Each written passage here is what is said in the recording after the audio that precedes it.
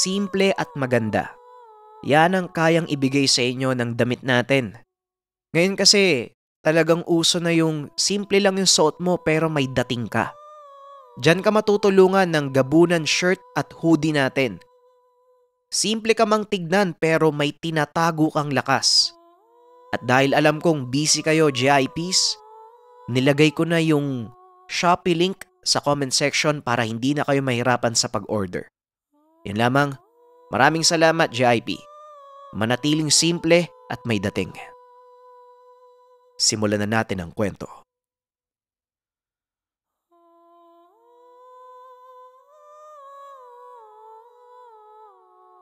Ang kwentong ito ay hango sa totoong buhay. Mula ito sa isa nating kabayan na itago na lang natin sa pangalang Mirna. Mula ito sa karanasan niya noong kabataan. Halos hindi na umuwi si Mirna kakatrabaho. Siya kasi ang nag-iisang inaasahan ng pamilya upang matustusan ang kanilang mga pangangailangan. Maagang nawala ang kanilang ama dahil na aksidente habang nagtatrabaho. Hindi naman kaya ng ina na magtrabaho lalo na't meron itong kapansanan. Dalawa ang nakababatang kapatid na pinag-aaral ni Mirna. Pareho naman silang mabait at masunurin, kaya hindi siya nanghihinayang sa perang iginagasto sa mga ito. Masaya pa nga siya, lalo na't maraming nakukuhang parangal ang dalawa dahil mabuti silang mag-aaral. Kahit na magdamag nagtatrabaho si Mirna, sinusubukan pa rin niyang tapusin ang pag-aaral. Dahil dito, napagpasya niya na sa gabi na lamang siya magtatrabaho upang makapag-aral sa umaga. Napakahirap ng sitwasyon ni Mirna dahil halos 1 oras na lamang ang pahingang nakukuha niya. Bukod kasi sa umaga, nasa eskwela siya at sa gabi ay nasa trabaho. Kailangan niya pang alagaan at tulungan ang dalawang kapatid dahil nga sa kapansanan ng ina. Bagamat bata pa ang edad ni Mirna, inakala ng mga tao na may edad na ang dalaga dahil na rin sa hirap ng kanyang buhay. Isang araw nagkasakit na si Mirna. Hindi na kinaya ng kanyang isip at katawan ang araw-araw na ginagawa. Nagpapasalamat ang dalaga sa dalawang kapatid nito dahil nagpapalitan ang dalawa sa pag-aalaga sa kanya hanggang siya ay gumaling. Doon napagtanto ni Mirna na kailangan niyang itigil ang pag-aaral at ibibigay na lamang niya ang pangarap niyang makapagtapos sa mga kapatid. Nagsimula na muling magtrabaho si Mirna matapos gumaling.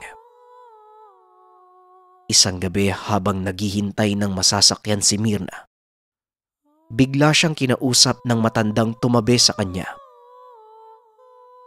Aba, wala pa bang sundo mo, iha? Hindi ligtas na lumabas sa mga babae lalo na sa mga ganitong oras. Uwi ka ng matanda. Hindi ito pinansin ni Mirna dahil maraming kaso na nga ang kanyang narinig tungkol sa mga kahina-hinalang mga tao. Bagamat magaan ang loob ni Mirna sa mga matatanda, lalo na't naghahanap siya ng kalinga ng magulang, hindi maramdaman ng dalaga sa matandang iyon ang kaligayahang nararamdaman niya sa ibang matanda. Para bang may kakaiba sa presensya nito. Nagsalita muli ang matanda at tinanong na nito kung saan siya nakatira.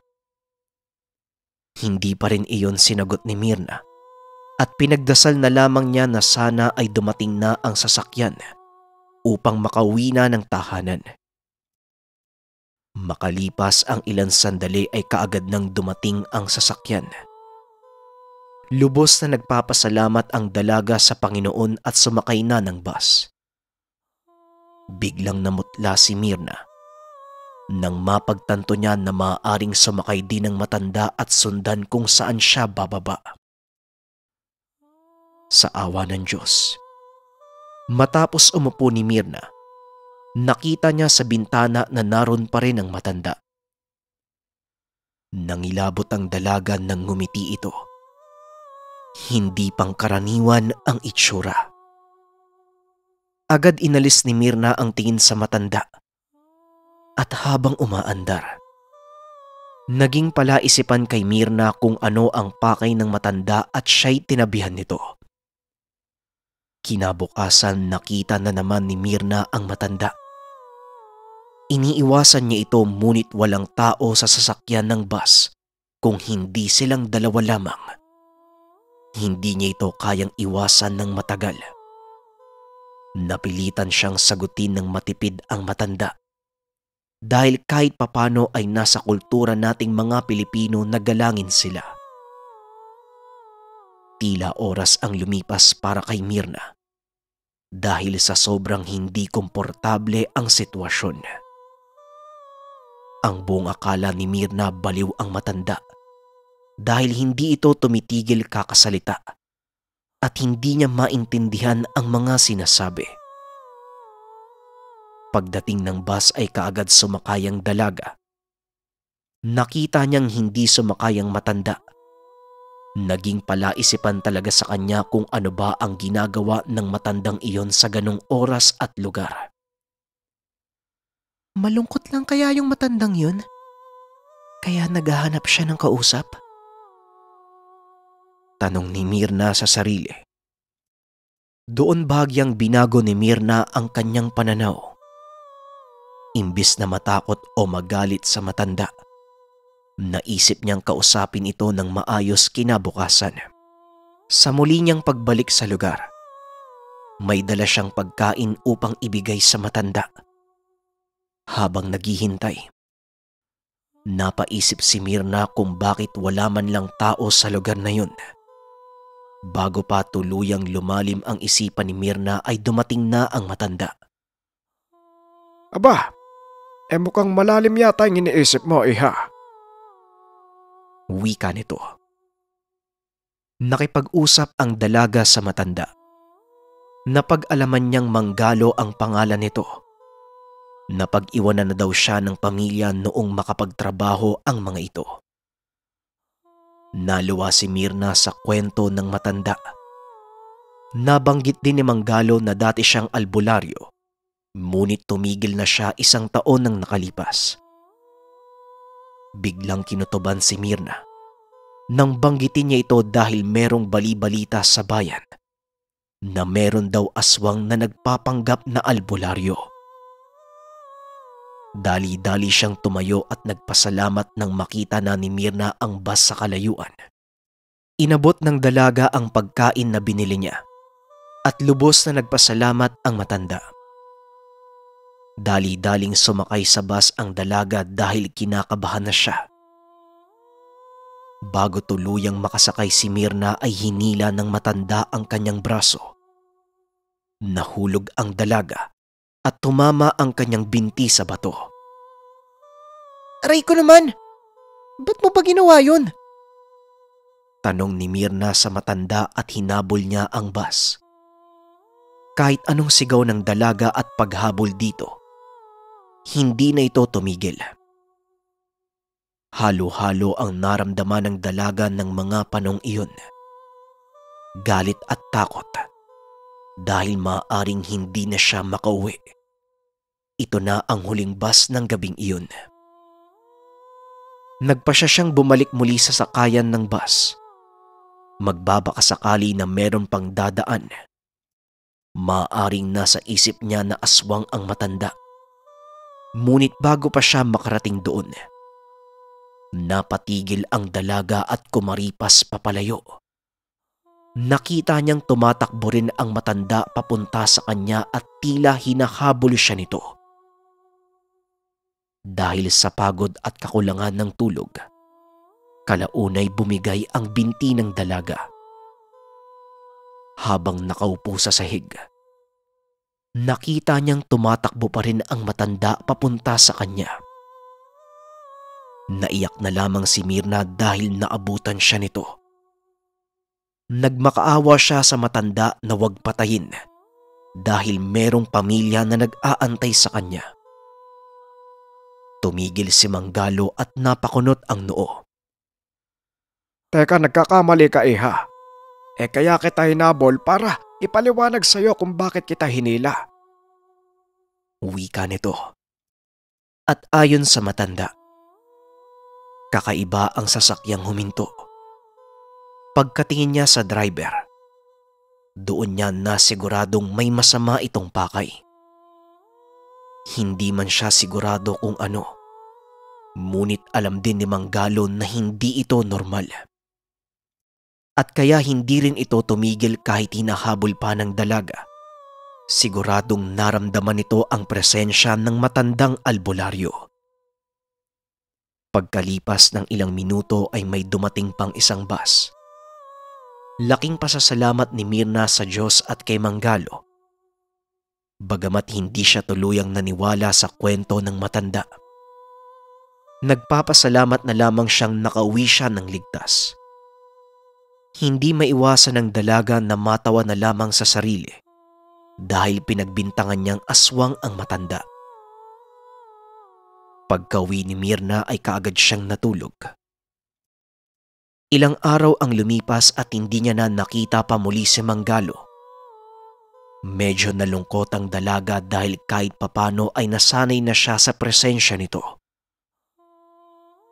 Isang araw, habang naghahain si Mirna, naitanong ng nanay kung saan galing ang pasa nito sa binti at doon niya lamang naipaliwanag ang lahat. Aba anak, hindi ka ba nabalitaan tungkol sa aswang na nagpapanggap na albularyo? Wala naman akong nababalitaan na nambibiktima yung mga driver. Abay nakakatawang pakinggan. Pero mabuti na lang at nakauwi ka ng ligtas. Kung siya nga ang tinutukoy ng mga kapitbahay na aswang na albularyo, maaaring bilang pasasalamat niya sa pagkaing ibinigay mo, pagligtas ng buhay mo ang naging bayad. Teka, ano bang pagkain yung binigay mo? Hanggang sa ngayon ay hindi pa rin alam ni Mirna kung ano nga ba ang tunay na nangyari ng gabing iyon. Nagpapasalamat na lamang siyang buhay pa siya hanggang sa ngayon. Simula nun, iba na ang dinadaanan niya pauwi. Doble ingat. At lalong naging mapagmatsyag si Mirna hanggang sa pagtanda.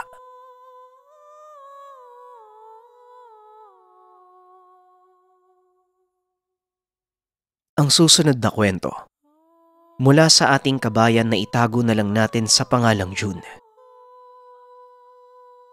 Sanay na si June na palaging nauutusang mamalengke ng magulang. Halos kilala niya na ang lahat ng tindero at tindera sa palengke. Bagamat sa pagbili ng isda o karne, paiba-iba ng tindahan na binibilhan si June. Nag-iisa lang ang tinderong binibilhan niya ng mga gulay. Si Mang Kiko. Sa kariton ni Mang Kiko palaging bumibili si June. Dahil bukod sa napakamura ng paninda nito ay napakasariwa din ng mga ito. Ayon kay Mang Kiko, tanim ito ng kanyang asawa. Maganda rin naman ang kita. Kaya hindi nangangamba si June na mawawala si Mang Kiko. Kaso nga lang lumipas ang ilang taon. Nabalitaan ni June na sumama sa ibang lalaki ang asawa ni Mang Kiko. Bagamat nalungkot din ang binata sa sinapit nito, hindi niya maiwasang mapaisip kung saan na lamang siya kukuha ng gulay dahil nga asawa ng matanda ang nagtatanim. Isang araw, nagulat na lang si June na hindi na sa kariton nagtitinda si Mang Kiko. Kumuha na ito ng pwesto sa palengke at kakarampot na gulay na lamang ang tinitinda. Binili ni June ang paninda ng matanda. Mang Kiko, paano po yan? Wala na kayong paninda. Ubos na po yung gulay nyo. Tanong ni June. Huwag ka mag-alala, Eho. Nakahanap na ako ng pagbibilhan ng karne, kaya ayos lang ako. Tugon ni Mang Kiko. Bagamat masaya si June na hindi nawawalan ng hanap buhay ang matanda, nalungkot ang binata na wala na siyang pagkukunan ng sariwang gulay. Habang lumilipas ang araw, nakikita ni June na mas maraming bumibili ng karneng itinitinda ni Mang Kiko kumpara sa gulay na noon. Naging usap-usapan rin sa mga mamimili kung gaano kasarap ito sa kahit anong luto. Umabot pa sa punto na ilang oras lang pagkatapos magbukas, kaagad nang nauubos ang paninda ni Mang June. Habang tumatagal, napapansin ni June na tila may sumisira ng ilang kagamitan ng matanda. Dahil hindi naman nag-iisip ng masama si Mang Kiko, naisip na lamang niya na maaaring natamaan lang ito o hindi kaya naman nasira lang ng kusa ang gamit. Ngunit alam ni June at ng ibang mamimili na maaaring sinisira ito ng mga naiinggit sa kanya. Isang araw, nasaksihan ni June na kinukuyog na ng ibang tindero ang matanda. Ipinagtatanggol ng ibang mamimili si Mang Kiko at tumawag pa ng otoridad. Makalipas ang ilang oras, napatahimik naman ng otoridad ang mga nagtitinda. Sa susunod pa daw na may mangyaring ganito ay meron ng makukulong. Bagamat walang nasirang gamit kay Mang Kiko, napansin ni June na tila paunti-unti ang mga mamimili nito. Napag-alaman ng binata na merong kumakalat na tsismis na karne daw ng tao ang tinitinda ng matanda. Natakot naman ang ilan sa mga mamimili at ikinalat pa nila ang maling balita. Bagamat marami pa rin naman ang suki ni Mang Kiko, nakikita naman ng binata na kahit papano ay naapektuhan ng maling balita ang matanda. Huwag na po kayo malungkot, Mang Kiko. Alam naman naming hindi totoo yung chismis at gawa-gawa lang yun ng ibang tendero kasi naiinggit sa inyo eh. Sumang-ayon ang ibang mamimili. Doon din sinubukan ni June na bilhin ang karne ni Mang Kiko. Pagka-uwi ni June sa tahanan ay ibinigay niya ang pinamili sa ina. Ano? Bakit hindi si Aling Edna ang binilihan mo? Masarap ang karne doon at isa pa. Hindi mo ba nababalitaan na karne daw ng tao ang tinitinda ng Mang Kiko na yan? Wika ng kanyang nanay. Nagkakamali po kayo, Nay. Matagal ko na pong kakilala si Mang Kiko at hindi po siya ganong tao. At isa pa, wala tayo magagawa. Yan na po yung nabili ko eh. Tugon ni June. Nagulat ang pamilya dahil napakalambot ng karne. Maging si June ay hindi makapaniwala dahil kakaiba ito. Simula noon, doon na rin palaging namimili ng pagkain si June. Ilang taon ang lumipas. Kalaunay nakapagtapos ng kolehiyo bilang pulis si June. Isang araw habang nag-iimbestiga ang grupo ng kaso ng pagpaslang, naatasan si June na kunin ang bangkay at dalhin upang masuri. Habang sinusuri ang wasak na katawan, sinubukang pisilin ni June. Namutla si June. Pamilyar ang amoy ng karne. Pamilyar ang pakiramdam kapag hinahawakan. Hindi man sigurado sa kanyang isipan, ngunit magmula ng araw na yon, hindi na siya bumili ng karne kay Mang June. Ang susunod na kwento, mula sa ating kabayan na itago na lang natin sa pangalang Jillian. Walang eksaktong taon. Bulacan. Bali-balita sa panahong iyon ang pagdukot ng ilan sa kababaihan sa kanilang bayan. Isa na si Jillian sa nangangamba na isang araw, susunod na siya sa mga biktima. Hindi pa natutunton ng kapulisan ang mga salarin. Tahimik at mahiyaing babae si Jillian. Ito rin ang dahilan kung bakit wala siyang mga kaibigan. Bagamat maayos naman ang pakikitungo ng mga kaklase sa kanya, wala siyang maituturing sa kanila na masasandalan niya sa kagipitan. Isang araw, merong lumapit na lalaki kay Jillian. Si Greg. Napansin daw ng binata na madalas itong umuuwi mag-isa dahil pareho sila ng dinadaanan sa hapon. Dahil sa iya ay hindi kaagad nakasagot si Jillian. Naisip siguro ng ibang kaklase na masungit ang dalaga, kaya hindi na sila sumubok pang kaibiganin ito. Inalok ng binata si Jillian na sabay na silang umuwi, lalo na't delikado ang panahon sa mga kababaihan. Bagamat nag-alinlangan si Jillian, kalaunay pumayag na rin ito dahil kahit tanggihan naman niya ang binata, nakikita niya naman ito sa daanan. Naging malapit ang dalawa at nalaman ng dalaga na ang lolo ni Greg ay isang manggagamot sa kanilang probinsya. Maraming naikwento ang binata tungkol sa kwento ng kanyang lolo at maraming natutunan ang dalaga. Isang araw, nagtapat ng nararamdaman ng binata. Nabigla si Jillian at nilayuan niya ito. Bukod kasi sa hindi pa siya handang makipagrelasyon. Bagamat mabait at may itsura naman ng binata, kapatid lamang ang turing niya kay Greg. Ilang araw pang nagpumilit ang binata na sana'y mapagbigyan niya ang kanyang hiling. Ngunit hindi ito pinakinggan ng dalaga. Simula nun, hindi na kinausap muli ng dalaga ang binata.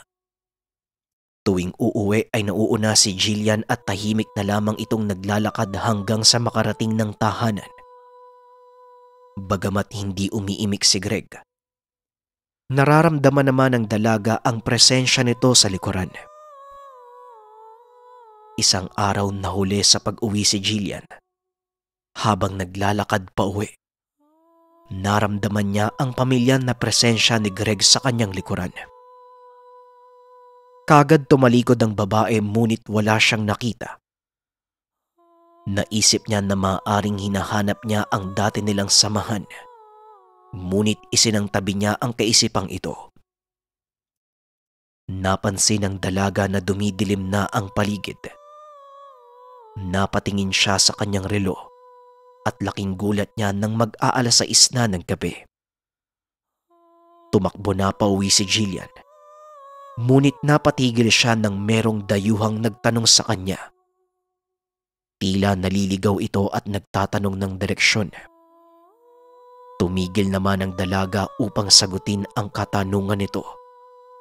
Ngunit laking gulat niya nang biglang naglabasan ang 3 kalalakihan. Nanlumo si Jillian nang makitang pinalilibutan na siya ng mga ito. Nakita rin niyang may tinawag ang isa sa mga lalaki at may paparating na sasakyan. Walang humpay ang pagmamakaawa ni Jillian na pakawalan siya, ngunit hindi siya pinakinggan. Puwersahang ipinasok ng mga ito ang dalaga sa kotse. Ngunit bago pa man maisara ang pintuan, laking gulat nila nang biglang tumilapon ang isa sa kanila. Biglang bumukas ang pinto. Natakot ang dalaga nang makakita siya ng isang nilalang. Mas malaki kung ikukumpara sa normal na tao. Makapal ang itim na balahibo, pula ang mga mata, at napakatulis ng kuko. Rinig ng dalaga ang pagsigaw ng mga kalalakihan. At habang nagkakagulo ay kinuha ng dalaga ang pagkakataon upang makaalis. Bago siya tuluyang makalayo ay hinabol siya ng isang lalaki. Nagmakaawa ang dalaga na pakawalan na siya. Ngunit biglang natigil sa pagsasalita ang lalaki. At nakita ni Jillian na hinawakan nito ang leeg ng lalaki. At sa isang iglap, nakarinig siya ng pagbali. Dahang-dahang umatras ang dalaga sa takot na siya ang isusunod ng nilalang. Hindi niya inalis ang titig sa aswang. Baka sa pagtalikod niya, maging pareho ang sinapit niya, pati na din ng lalaking binalian ng leeg. Natalisod ang dalaga. Nagmakaawa ito sa nilalang na huwag siyang patayin. Napatingin siya sa bandang likuran. Nakita niyang nakahandusay na ang grupo ng kalalakihang dudukot sana sa kanya. Tumingin muli ang dalaga sa nilalang. Laking gulat niya nang tumigil ito sa kanyang harapan at dahan-dahang nagbago ng anyo. Hindi makapaniwala ang dalaga na ang aswang na nasa harapan niya ay si Greg. Marami siyang nais itanong dito. Ngunit bago siya makapagsalita o magpasalamat, umalis na si Greg. Hindi pinaalam ni Jillian kahit kanino ang tungkol kay Greg. Kaso nga lang, yun na din ang huli nilang pagkikita ng binata. Magmula ng araw na yun, maging ang pamilya ni Greg hindi na nakita sa baryo. Maraming salamat sa pakikinig ng ating kwento, JIP. At muli nasa screen yung sample ng Gabunan t-shirt natin. Ako yung model. Yan, pwede niyong tignan. Habol na kayo, JIP, kasi sobrang ganda ng quality ng tela natin at maganda din yung design. Gabunan concept. Kaya sana order na kayo. Nariyan yung link sa comment section ng Shopee account natin. Yun lang, maraming salamat. Paalam.